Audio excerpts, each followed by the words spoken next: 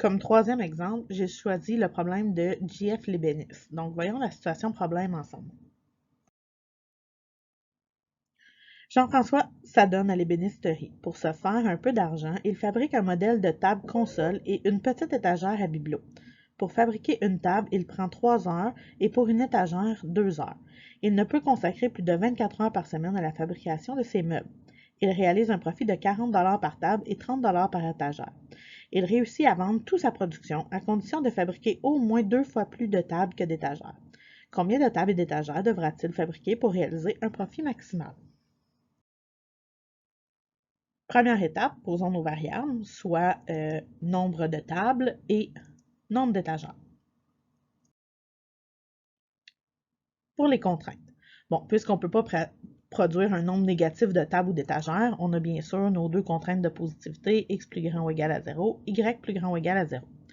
Ensuite, on prend tout ce qui est temps, puis on met ça ensemble, soit 2 heures pour les étagères, 3 heures pour les tables, on obtient 3x plus 2y, ça c'est tout le temps que ça y prend pour faire ces meubles. Et là, on dit qu'il ne peut pas consacrer plus de 24 heures par semaine, fait que plus petit ou égal à 24. Et finalement, on nous parle d'argent, mais on sait que ça va aller avec le profit maximal, fait que plus tard, ça va aller pour notre règle. Et on nous dit qu'il réussit à vendre toute sa production à condition de fabriquer au moins 2 fois plus de tables que d'étagères. Donc, les tables représentent 2 fois les étagères. X, c'est 2 fois Y. Et on nous dit au moins, donc plus grand ou égal. Voilà nos 4 contraintes. Le but, à la fin, réaliser un profit maximal, donc maximiser le profit. Pour la règle, puisqu'on parle du profit, ben on nous parle d'argent, soit 40 $ par table et 30 $ par étagère. Z est égal à 40x plus 30y. Pour le graphique, on obtient ceci.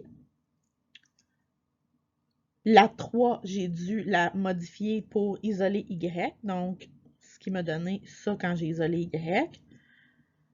Je fais ma table de valeur avec ma calculatrice, ça me donne ceci. La 4 aussi, il a fallu que j'isole, donc j'ai envoyé mon 2 divisé, ce qui me donne x sur 2. Gardez-le comme ça, rentrez-le comme ça dans votre calculatrice pour la table de valeur. Ça me donne la table de valeur suivante. Donc, je peux tracer les deux droites, la 1 et la 2 étant mon axe des x et mon axe des y. Donc, j'obtiens le polygone suivant et j'ai 3 sommets. Mon type de graphique, mes types d'axes, vraiment important. Le sommet A. Bon, le sommet A, c'est mes deux contraintes de positivité. Donc, 0, 0. Assez simple.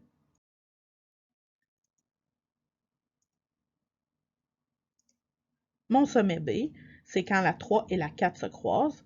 Vous avez isolé, donc vous pouvez y aller par comparaison. Moi ici, je l'ai fait par substitution.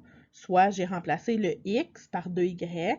3 fois 2y, ça fait 6y. 6y plus 2y, ça fait 8. Je divise par 8. Y est égal à 3. Et x, c'est 2 fois y. Donc 2 fois 3, ça fait 6. Mon sommet B est donc 6, 3. Je le sais que vous le voyez très bien sur mon graphique. C'est sûr, c'est un graphique à l'ordi. Hein, il est très précis, mon graphique, je l'ai fait avec un programme. Vous, sur votre feuille, ça me prend les calculs, puisque votre graphique n'est pas sûr à 100% d'être très précis. Là. Donc, si vous avez fait une erreur en traçant vos droites, en plus, ben, en faisant la méthode algébrique, ben, ça valide que vous avez bel et bien la bonne réponse.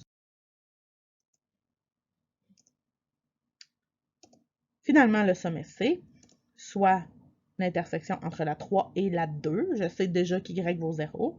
Fait que je remplace y par 0 là-dedans. 2 fois 0, ça fait 0. 3x égale 24, donc x égale 8. Mon sommet, 8, 0. Je rentre tout ça dans ma table de valeur. Oups, petite erreur ici, là, on dit le minimum, c'est le maximum qu'on cherche. Là. On cherche le maximum, donc je fais mes calculs, tout ça dans ma table de valeur avec ma règle, chacun des sommets.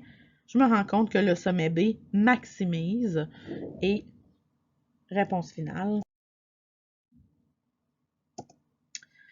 Pour maximiser les profits, Jean-François devra produire 6 tables et 3 étagères. Le profit sera de 330 $. Voilà.